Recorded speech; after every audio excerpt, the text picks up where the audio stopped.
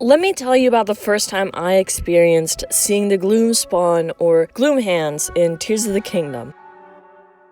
They spawn in numerous places, and that includes the location I first experienced them at the Tyobeb grassland. I'm sorry if I say that wrong. Now, I'm timid with exploring new places in a game. If it's a place like the depths, and I don't know what's lurking ahead, I tend to stick to high places and never go on the ground much. I like soaring between high points, sitting atop the trees, be able to scan what's coming and what's happening. And that was exactly what I was doing in Tyobeb. It was new to me, and I was sticking to traversing along these tall tree things. These things are absolutely massive. They are strange and awesome. But then I heard a strange and ominous hissing sound. It was almost like hissing, but it's hard to describe. The sounds that this thing makes when lurking around. I didn't see it. I heard this and was immediately on edge. I scanned around and spotted the strange-looking puddle before realizing there were hands looming out of it, moving strangely. I had no idea what I was looking at. The hair on the back of my neck stood up. I was fixated on watching this thing from my treetop perch. I wasn't about to hop down, but I had to know more about it, so I caught its attention, and that's when it screeched and everything began to change. Suddenly there was unnerving music playing in the background, and the surrounding area was getting turned to a red hue, all as this creature, or the hands, screeched and clamored, trying to reach me from my spot above. It was incredibly creepy. I was so engaged and watching, just dying to know what this thing was and what was happening. Why was this happening? There was so much happening, and what is this thing doing here? It felt like such a strange place to have this desert-dwelling puddle of hands that turns into a demon spawn when you get their attention? What kind of enemy or boss is this? But as I watched them, eventually they stopped. They actually disappeared. In an instant, they were gone in a puff of smoke and only left behind these strange dark clumps. I had no idea why they suddenly vanished, what the event was, and if they'd be back again, or if there were more in the area. The whole experience was creepy and confusing, and I loved it. I was so focused and curious while watching this event play out, and it only solidified my stance that traveling across the trees feels safe. Since then, I've encountered the Gloom Spawn numerous times now, and am much more aware of what this thing is and does, of course. As you play the game, you'll encounter it more. But that first experience really filled me with curiosity and wonder, watching this spectacle, because this enemy is unique from all others. Honestly, I haven't completely lost that sense of excitement, of curiosity and wonder each time I come across it. If I'm able to scope it out from afar, to observe it, I kind of get that exciting feeling of watching it again. It's so weird. Although seeing it can be scary, it's an exciting type of scary, you know? It feels different because other enemies don't elicit this response, or at least not to this degree. Quite a unique enemy to fight, and even comes with a part 2. After my initial encounter, I learned that they can despawn if you climb vertical surfaces. The next time I encountered them was easy. I was simply able to get onto a vertical surface and avoid them and wait for the hands to despawn and turn into clumps. I figured this was its sole weakness for all of them all the time. This was an enemy you could fight from afar. Literally just be higher than it and let it have its meltdown before destroying itself. But I later experienced places where they don't despawn, even if you're vertically above. They will keep clamoring at you, and sometimes you have to fight. Fighting them is a bit dangerous because they're very fast. They are literally spawns of gloom. These hands can quickly grab you and hold you in its crushing grip, draining your hearts and destroying your chances for revival unless you have something to combat the effects of the gloom. You'll need to be able to defeat all 5 hands, and you must do it quickly enough to not let the other hands spawn once defeated. You do all of this while the unsettling music plays, making everything feel frantic. Even my movements get a bit frantic during this time. These things chasing you are also quite terrifying. There's no guarantee of outrunning them. It can be easier at times depending on the terrain, but it's not like being chased like other enemies. Bokoblins and moblins, for example, they're so goofy when they give chase. I never feel concerned if I have enough stamina. Even if I don't have enough, I can maneuver pretty easily or simply fight. There's really no need to give chase. I mean, you can just fight them easily, or you can easily outrun them. I mean, there's a lot of times I just skip many monsters because I just run past. But with Gloom Hands, it's different. They are the only enemy that you can't always flee from.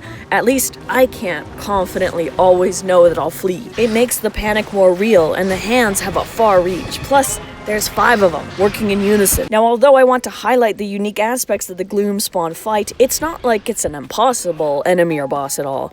There's a number of ways to extinguish the Gloom Hands, and popular methods include utilizing fire or bombs, for example. Throwing fire in some way, or utilizing flames in other ways can do damage to many of the hands at the same time.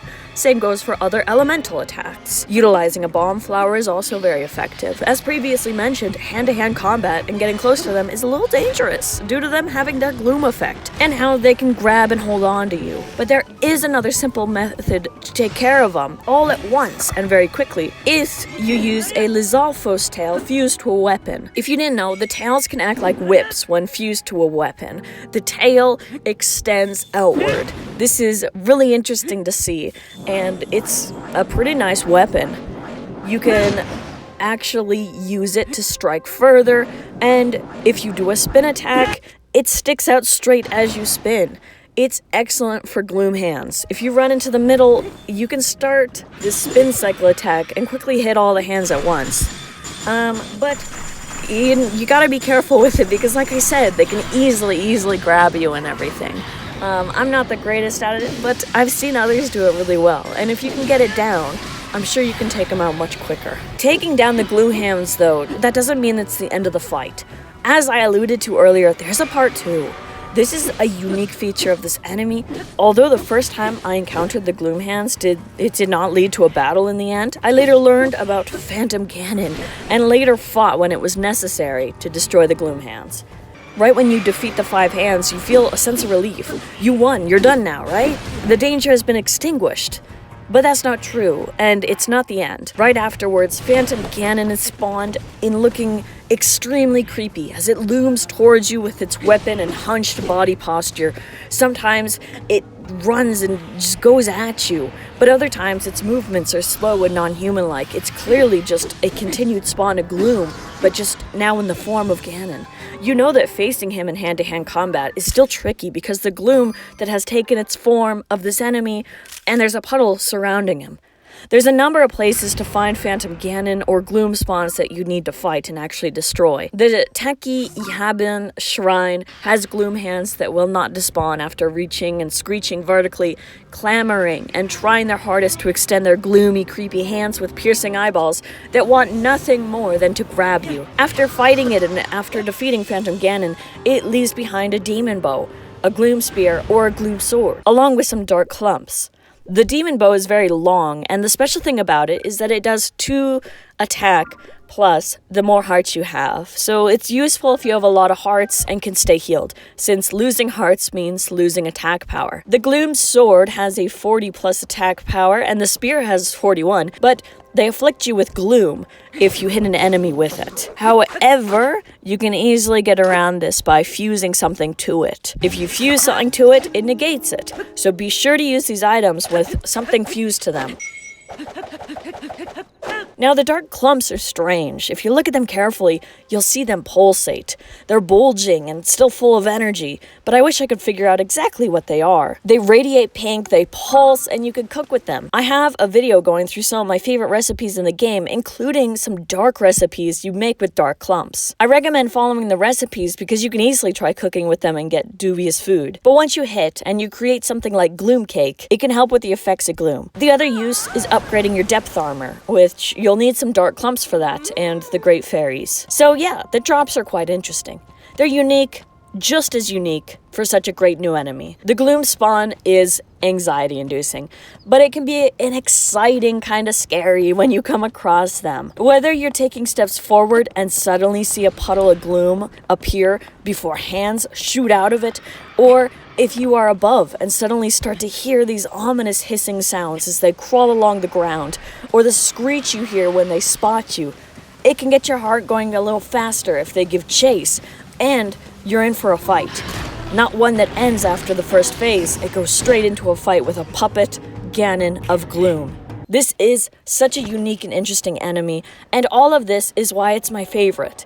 I love it because even after encountering it now, time after time, I still get a slight rush each time. It pops in as an enemy, and I feel it. Seeing it is ominous and exciting, and I love that it is in this game. I'd love to hear your thoughts on the enemy as well, but above all, thank you for watching. Please check out my other Tears of the Kingdom videos, like, subscribe if you enjoyed this, and have a good day. I appreciate it. Bye-bye.